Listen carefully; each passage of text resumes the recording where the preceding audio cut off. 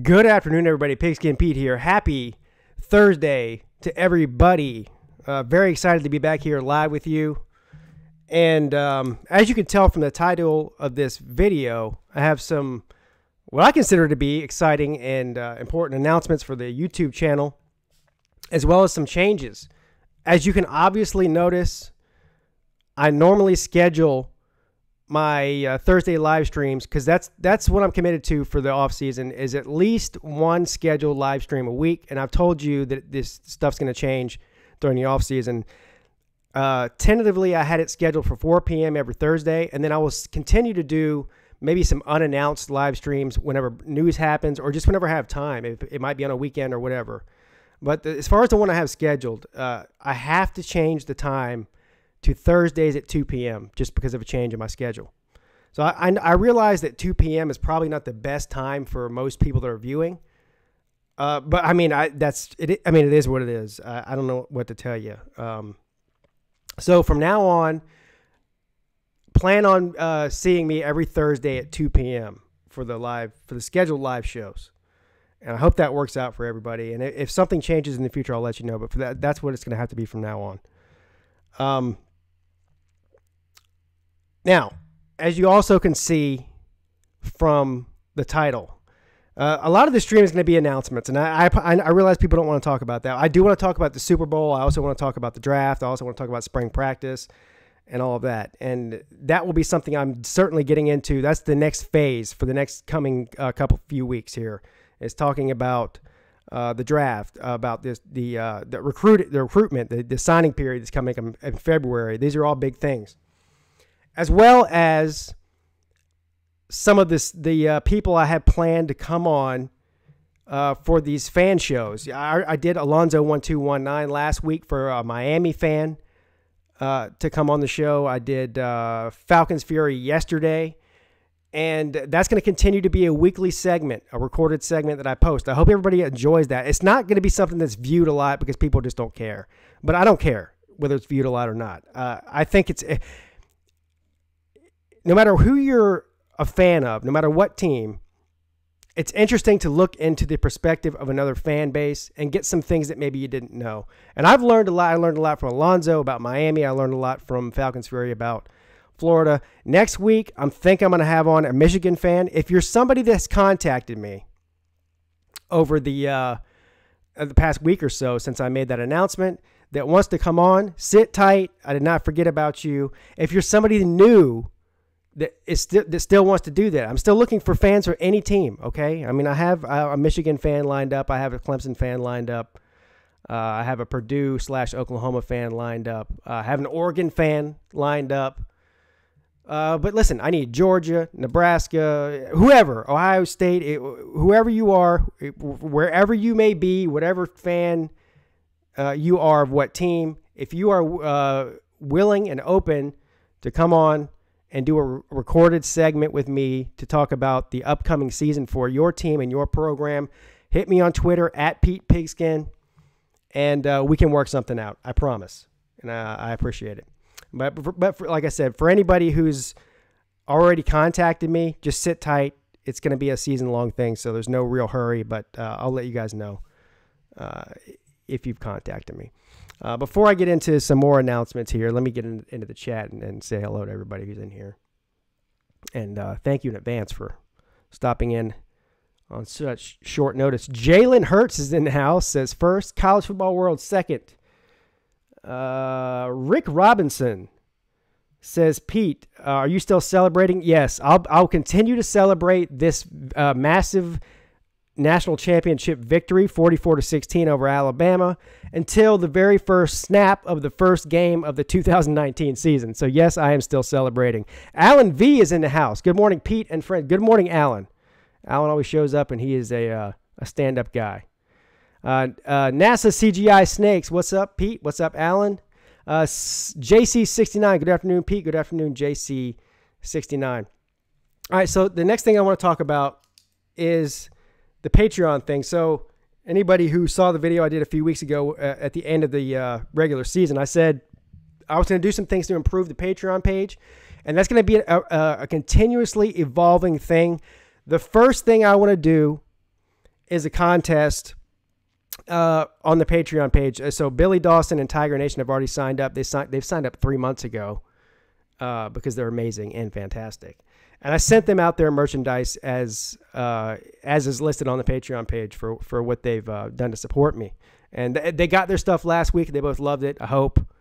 And so thank you to them for that. But so I'm doing a Patreon member drive. It's a short one. This first one's going to be a short one. So if you sign up for the Patreon page, there's 3 different tiers. You can go on that. You can click the link in the description of this video, and you can go on there and read the different tiers. There's tier 1, 2, and 3. It's different amounts, obviously, and different benefits for all 3. For everybody that signs up between now and the 1st of March, so that gives you about a week, okay? For everybody that signs up over the next week, your name will be put into a hat, and I'll do a live drawing on air and pick a winner at the end of on the 2nd, I guess, of March, after the contest is over. And the winner of that will get a $50 Visa gift card.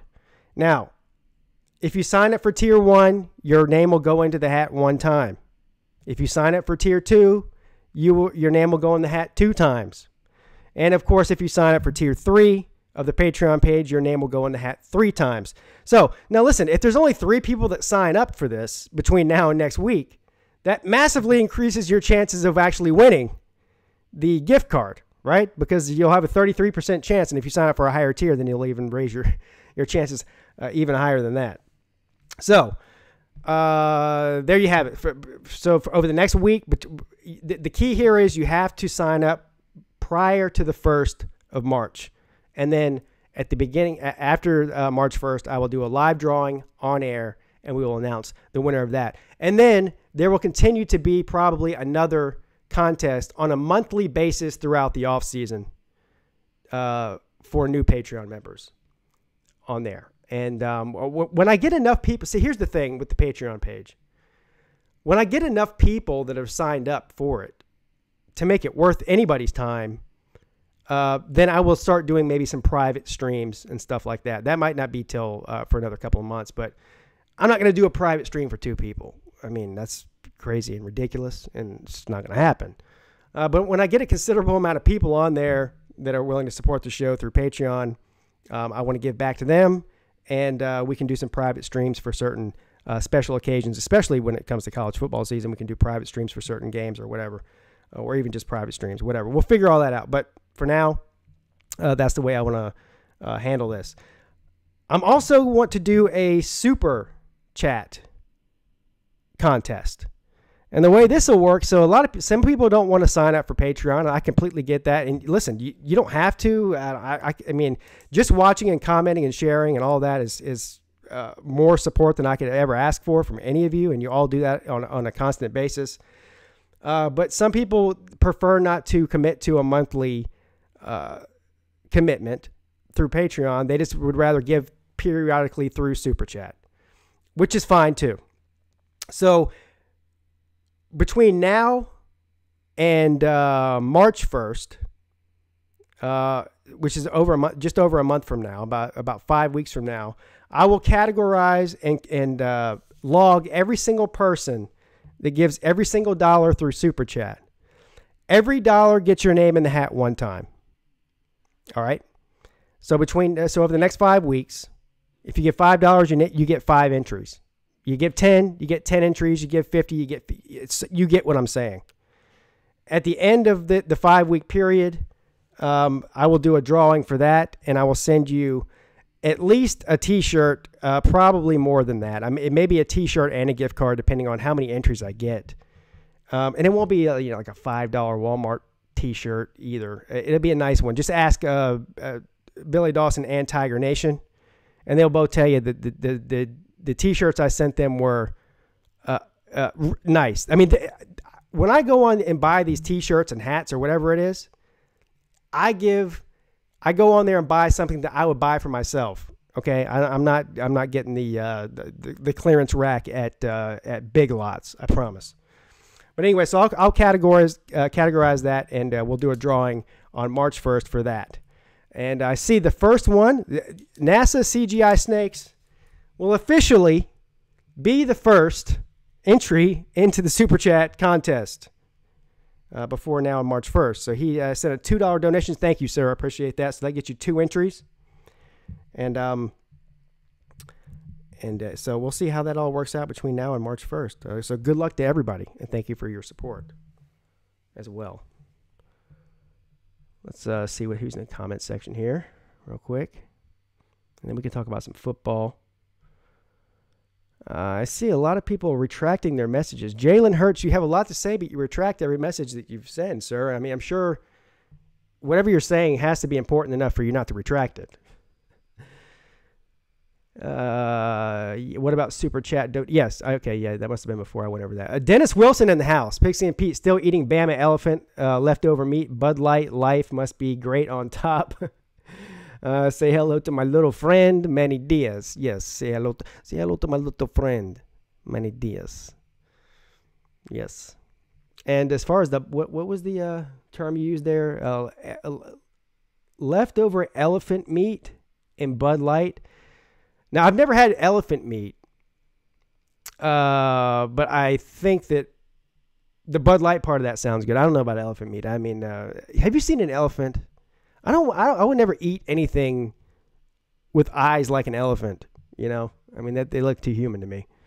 And I'm not a vegan or even a PETA person. I'll eat any kind of meat you can imagine, but elephants are probably not on that list.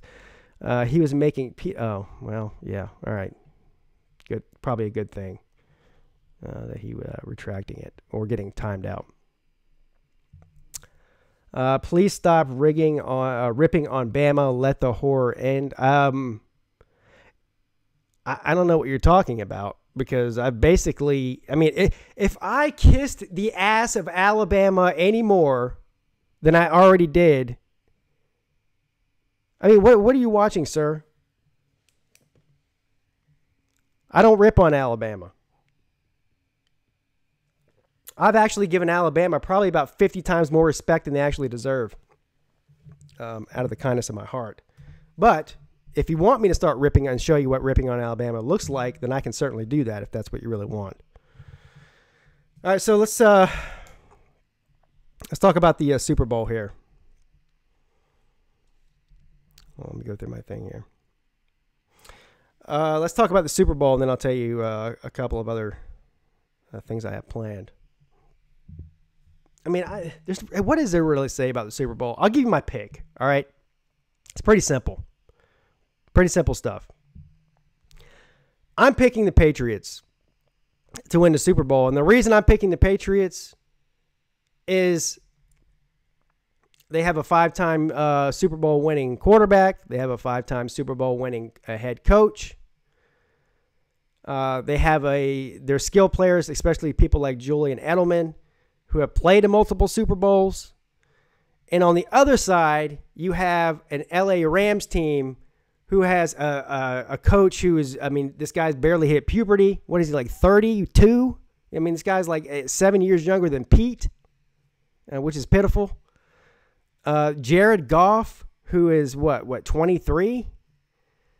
I mean, the age difference and the experience difference between head coach and quarterback, and really most of the players on the roster for that matter, between these two teams is a massive, massive difference. So I'm betting on experience Super Bowl winners over the new shiny toy, if that's the way you want to put it. Brady is going to get that 6th ring and then retire. I heard somebody on the radio say that today. Johnny 908, thank you, sir. And Debo. Sony Michelle will have a field day. I agree with that too. Johnny 908 thinks that Brady's going to get a 6th ring and retire. I don't think so. That's a lot of speculation going around. I heard somebody on the radio today say that if New England wins this game, that Brady and Belichick are both going to retire at the same time at the end of the season. I don't see it. Here's the thing. I believe that Brady and Belichick, while they have a great relationship as far as work goes, I'm not sure they like each other that much personally. I think they butt heads a lot. I mean, let's be frank here. If it were up to Belichick, Brady probably already would have been off the team. Because we look at the entire Patriots roster with the exception of maybe one person in Edelman. He gets rid of players in their prime before they hit the downslope of their career. This is what he's always done. And people are always scratching their heads saying, why did they get rid of that guy? He's one of the best players on the team. Why did they get rid of that guy? He's one of the best players on the team. Because he knows that when they hit a certain point and then they start to go downhill. We see this with tons of players.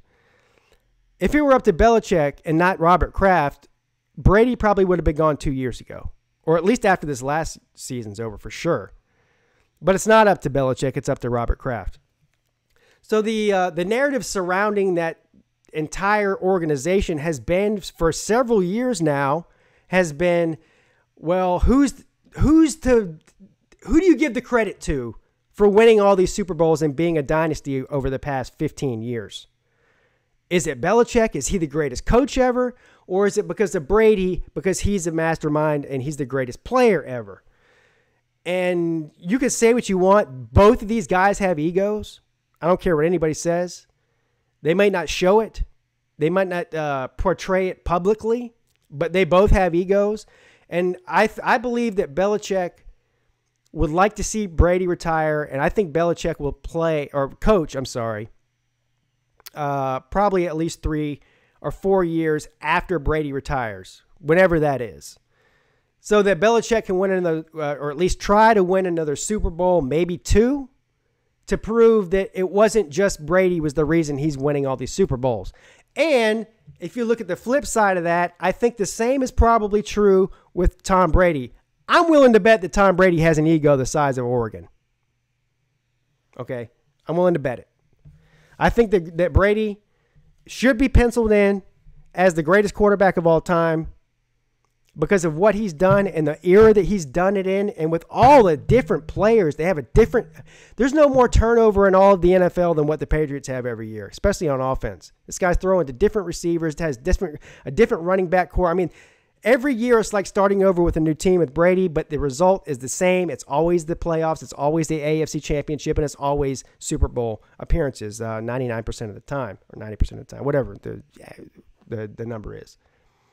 So I think that Brady has a huge ego, and he might be waiting for Belichick to leave so that he can prove, the same way that Belichick wants to prove, that he can win Super Bowls without Belichick.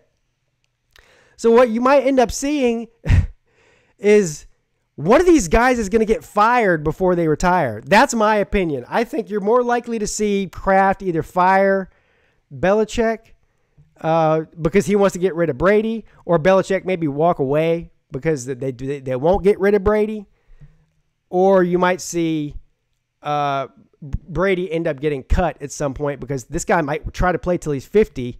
I mean, he might be so delusional that he thinks he can play till he's 50. And they eventually just have to say, "Hey, dude, we're cutting you." I mean, it's time to move on. Get somebody new. But I don't think either one of them is retiring after this year, no matter what happens.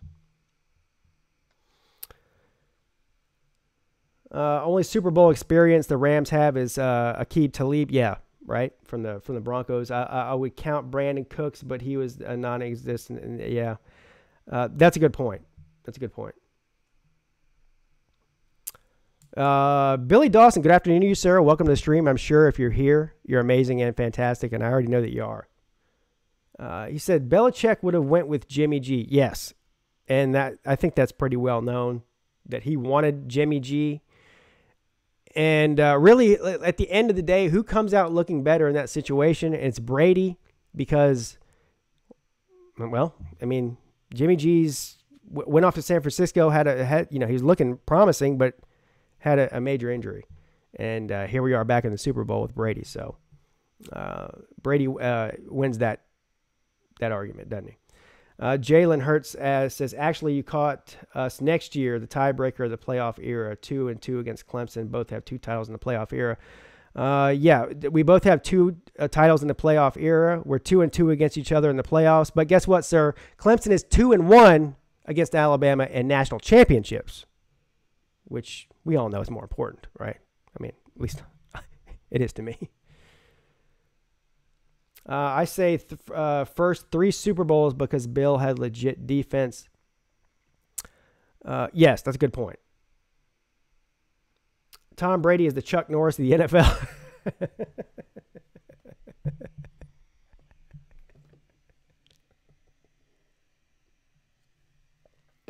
If Tom Brady's the Chuck Norris of the NFL, then Drew Brees is the Steven Seagal. He's always considered to be just as good as Chuck Norris, but he never really achieved the amount of fame that Chuck Norris did, Steven Seagal did he? And that's Drew Brees in a nutshell. I think Drew Brees will retire before Brady does, actually. Jimmy G is unproven. Brady is one of the best quarterbacks ever. I completely agree. Yeah.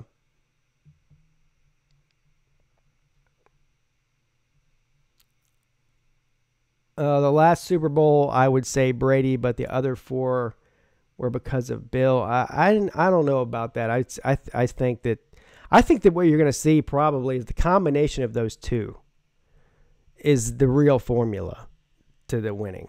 And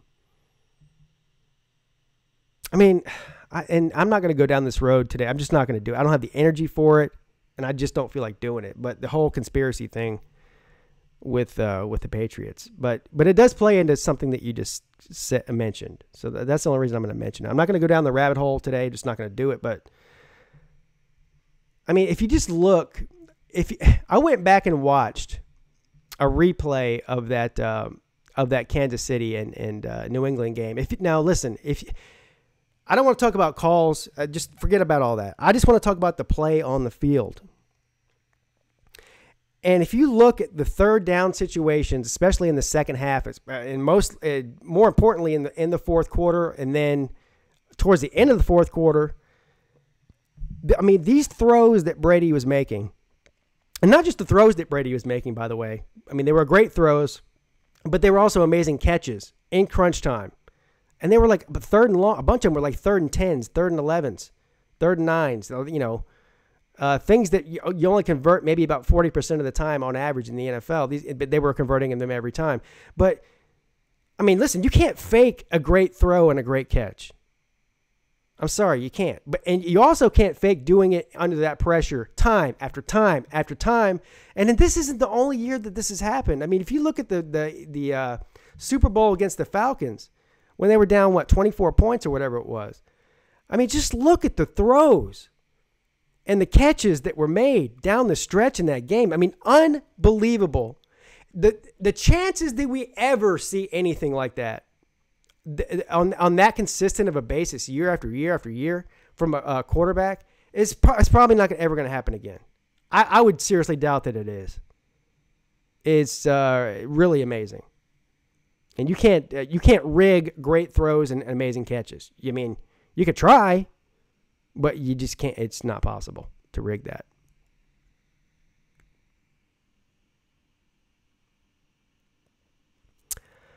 Breeze will retire after next season, says Debo. I would agree. I would agree with that, sir. I honestly think that you're correct. I think that Breeze. I actually think that Breeze maybe would have retired at the end of this season had they won a Super Bowl. I really believe that the only reason Breeze is coming back next year is because of what happened. But as great as Breeze is, and he is great, there's no doubt about it. First ballot Hall of Famer. I mean, just an amazing quarterback and fun to watch. But if you watched Drew Brees, especially the second half of this season, he's not the same quarterback he was even a year ago or 2 years ago. Father Time has really caught up with him a little bit more faster than it's catching up with Brady, I think. And so I'm quite honestly, even if Breeze didn't retire at the end of next season, I think they might move on from him, especially the price tag that comes along with him. I don't know if they can afford him. Johnny 908 for a young quarterback playing Brady first time. I thought Patrick Mahomes played a great game. I mean, Patrick Mahomes is unbelievable. If Patrick Mahomes played on the Patriots, they'd be 18-0 right now, 17-0, however many games. They'd be undefeated. That's how good he is. Mahomes will win multiple Super Bowls. I don't have any doubt about it. Well, I take that back. The only reason I take it back is because he plays for Andy Reid, and God love Andy Reid. And you can say what you want to about Andy Reid.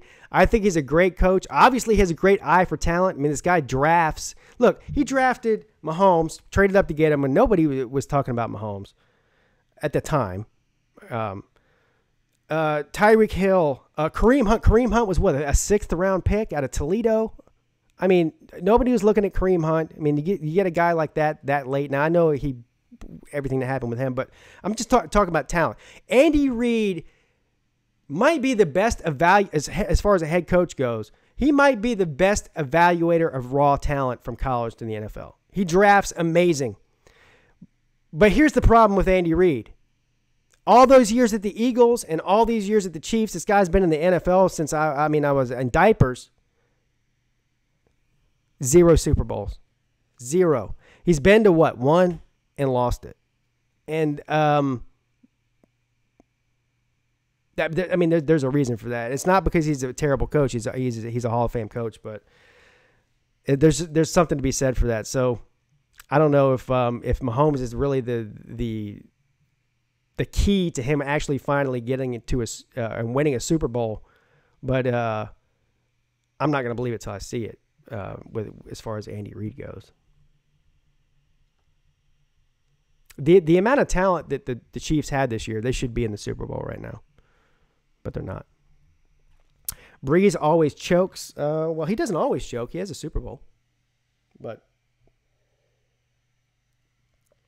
I see what your point is.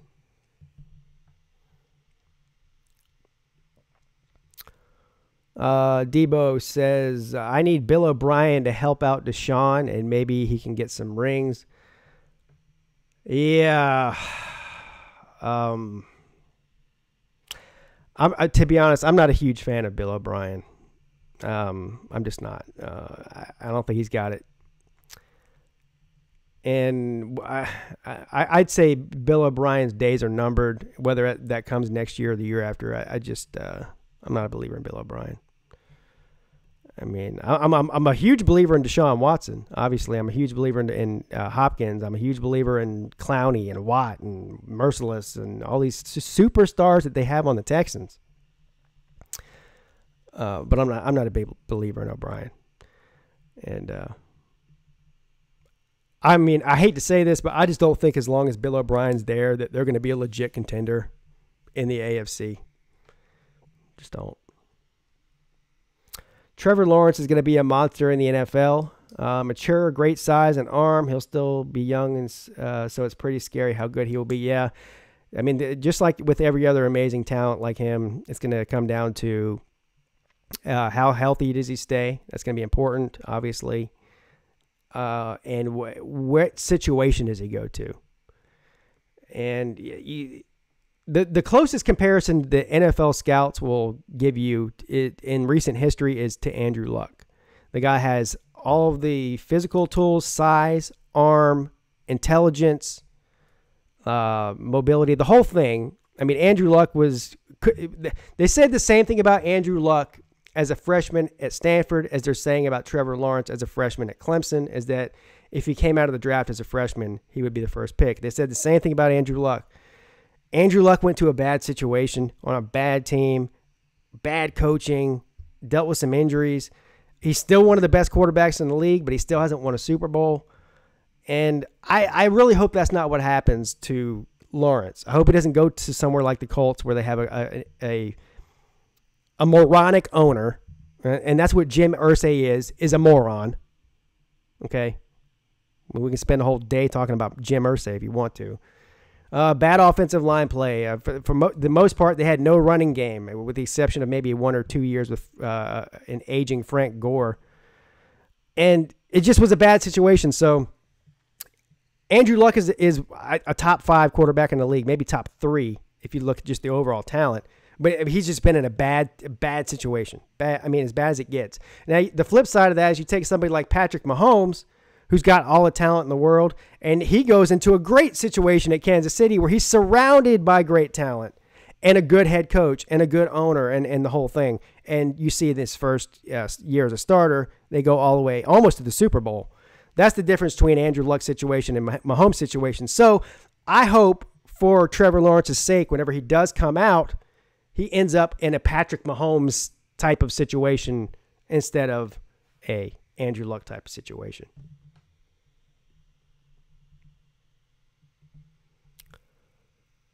He'll get caught up in the hype and get nervous. He will fall within 5 years of playing. Jalen Hurts, I mean, clearly with a name like Jalen Hurts, the jealousy is thick and the delusion is real, sir. Because this guy has been basically a superstar since he was in the 7th grade. So getting caught up in the hype, the hype has been surrounding this kid since he got his first armpit hair. All right? It doesn't faze him. So that won't be his problem. He doesn't get nervous. So that won't be his problem.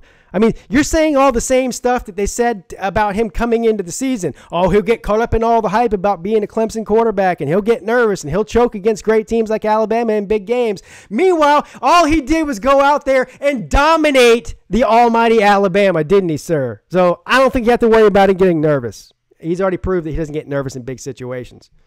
Again, like I said, if Trevor Lawrence struggles in the NFL, it's going to be because he goes to a bad team with a bad owner and a bad coach. Not going to be because he gets nervous and the moment's too big for him. I think he's already proven that that's not going to be the case. Yes, you should be jealous. Thank you. And don't be sorry, by the way. Never be sorry.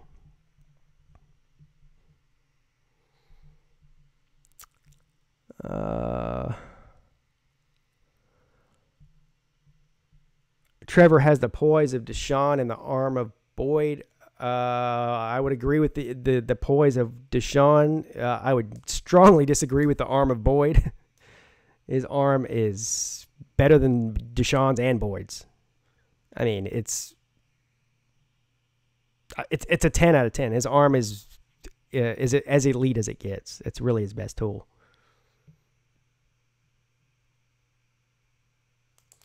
Quit bringing up Clemson's 44-16 win. Get over it. Well, you literally just brought it up in the chat, didn't you? 5 years ago, I was probably a Gamecock fan, huh?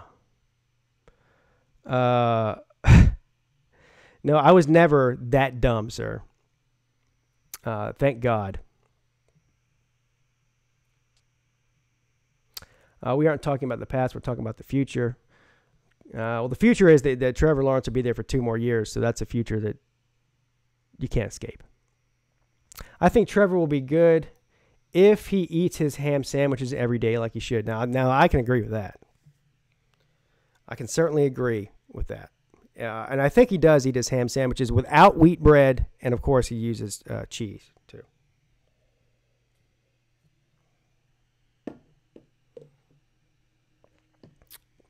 Boyd had a rocket, though. Boyd didn't have accuracy like Trevor. Boyd did have a big arm. You're right. But I still think that the overall arm talent between Lawrence and Boyd, I don't see a comparison. Lawrence is good. I feel Justin Ross isn't getting enough credit. Yeah. Now, when you have players like Ross and Higgins and Amari Rodgers and I mean, yes, it certainly helps Lawrence look better. I don't know. I respect Gamecocks more for playing an actual schedule in the regular season. You mean teams they lose to like Kentucky every year and Florida and Tennessee and teams like that. Right, you have a good point there.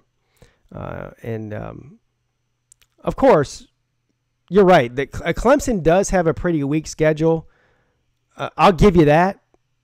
And it just so happens that the Gamecocks are most likely more years than not the weakest team on that schedule, sir. So you're right. Weak schedule, including the Gamecocks. Billy Dawson, I saw that a while back. He seems all right. Hopefully his presence, along with JL, can push to see. You're talking about something else.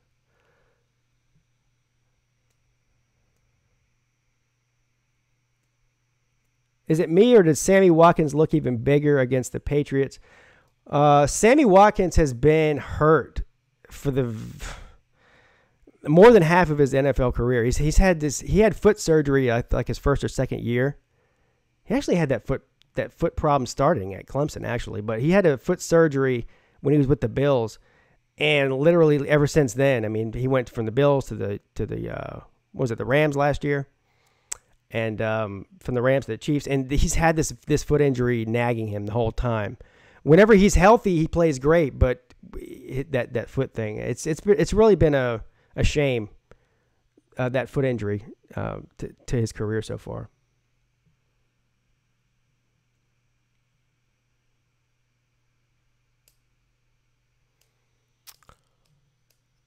Clemson is better than the Gamecocks. Why you mad? Because I'm bringing up facts, bud.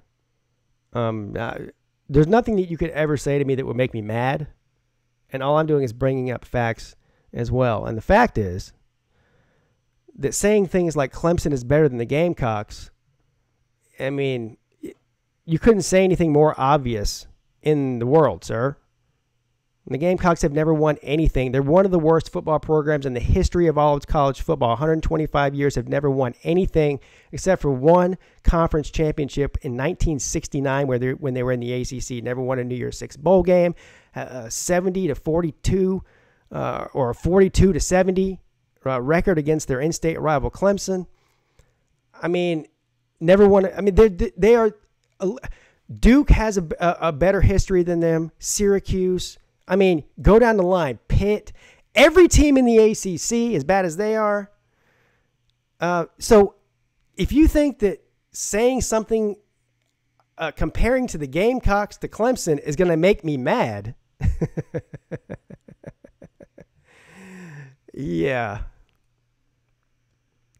I'm not arguing with myself. You're the one that brought up the Gamecocks, sir, not me. And listen, we can argue about moon landings, flat Earth, JFK being an alien, Bigfoot stealing babies. We can argue about that till the cows come home. But there's one thing that you will never win an argument with me about, sir, and that is the difference between the Clemson Tigers and the Gamecocks. I mean, I win before the argument even starts.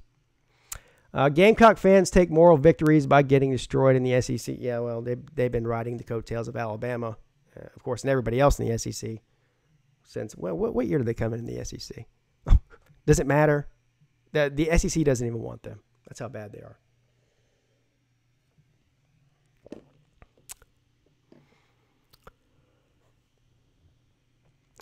Pete, in football history, Clemson has played Alabama 19 times. What's the record of that series? I don't know. I'm sure it's probably Alabama 100 to Clemson 2.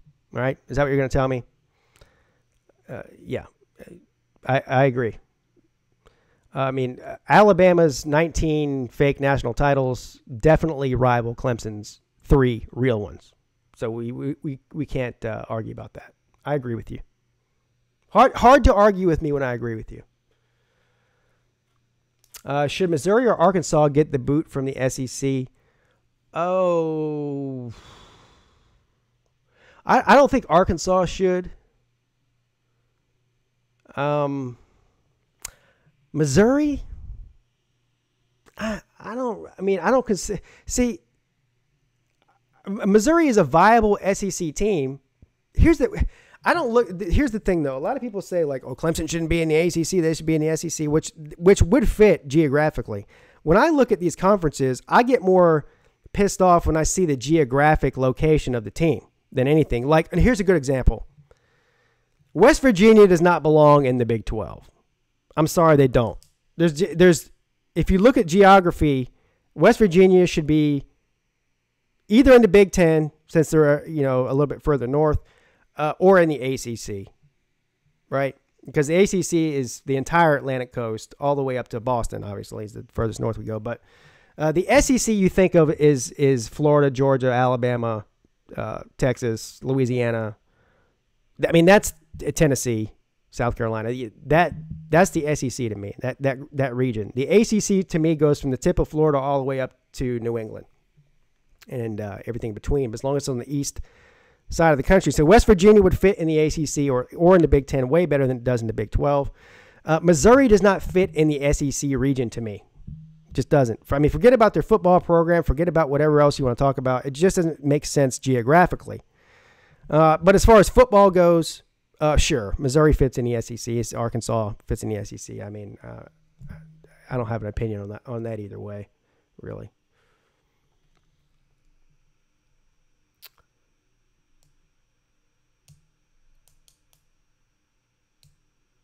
Vodka Drinker says, I've been to a chicken fight before. I find it puzzling to this day that it's actually a mascot. Well, Vodka Drinker, if you ask a Gamecock fan, they get very upset and angry and triggered whenever you say the mascot is a chicken. Because they say that a Gamecock is not a chicken.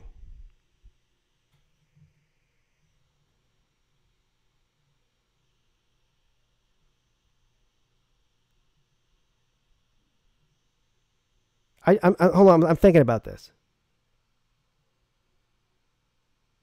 Yeah, a Gamecock's a chicken. Sorry. I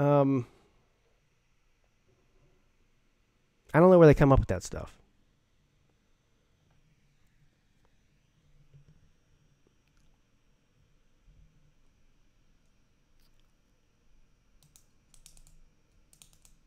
What's up, NMD TV?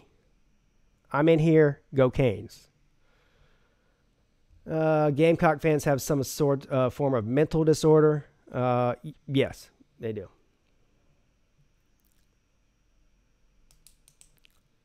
Rooster fight. Yeah.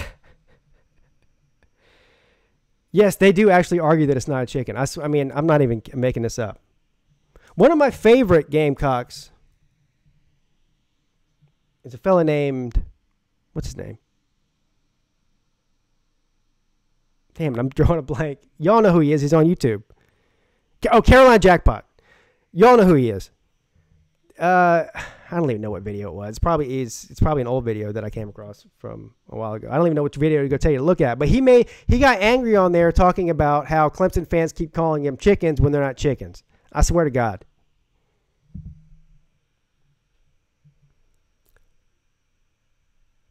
Pete, you're going to watch Saw Sports tonight? It will be a good stream about Deshaun. Yes, I probably will. A lot. I watch so many different NFL and college football YouTube channels that it literally, I will watch it at some point if I don't watch it live. If I'm sitting around at night and there's nothing going on, let's say I'm just sitting in the recliner watching TV and a notification pops up, I'll watch it.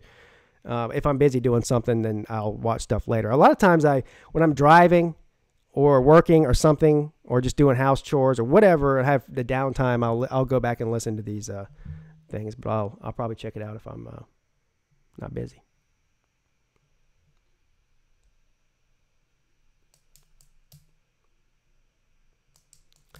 Yes, a rooster is definitely a chicken.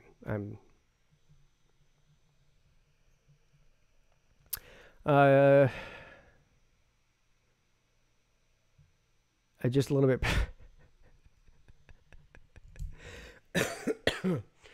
Okay. Listen, things are going south in a hurry. And we all know what they like to do in the South, especially south of the border, is fight chickens. But I'm going to have to get off. But here's a reminder here. Patreon Drive. Now and between now and February 1st, okay? So about a week or so. Sign up for the Patreon page. You get entered into the contest for a $50 Visa gift card. If you enter Tier 1, I will put your name in the hat once. If you enter Tier 2 on the Patreon page, you will get your name put in the hat twice. If you enter Tier 3, you will get your entry included 3 times. And then on February 2nd, or my next stream after February 1st, I will do a live drawing on air to announce the winner of that Super Chat. Over the next 5 weeks, between now and March 1st, every dollar donated through Super Chat will get your name in the hat one time. So far, NASA CGI Snakes did a $2 donation today, so he gets entered in twice. I will keep track of every person that donates over the next 5 weeks, every single dollar. and we'll do another live drawing at the end of that for a T-shirt. So keep an eye out between now and this time next week. I will be doing a video with most likely a Michigan fan talking about Michigan football. And, man, this is one I've really been looking forward to doing because I've made a living off of the past, 16 months, however long I've been on YouTube. Michigan's one of my favorite topics, and I love talking Michigan. I could talk about Michigan football almost as much as I could talk about Clemson football. That's how fascinated I am with Michigan and Jim Harbaugh. And I have a lot of feelings on that, as you all know. So keep an eye out for that. Let me see if there's anything else I'm missing here. Oh, the next two big things to come up. National Signing Day in February. I will cover that extensively. Keep an eye out for that. Then, of course, we have spring practice in April? And so we'll cover that. And then, of course, the draft at the beginning of the summer, which I will do extensive coverage of the draft. So a lot of stuff coming up. The season is over, but I couldn't be more excited about the direction of the next football season, all the stuff we got going on, all the big news is coming out, and, of course, the direction of the Pigskin Pete YouTube channel. You are all amazing. You are all fantastic. And that's it. Billy Dawson, Tiger Nation, my Patreon members, thank you to both of you. You're both amazing. And the last thing I really want to say before I do log off of here is I just want to be very clear about this. So pay very, very close attention to what I'm about to say to you.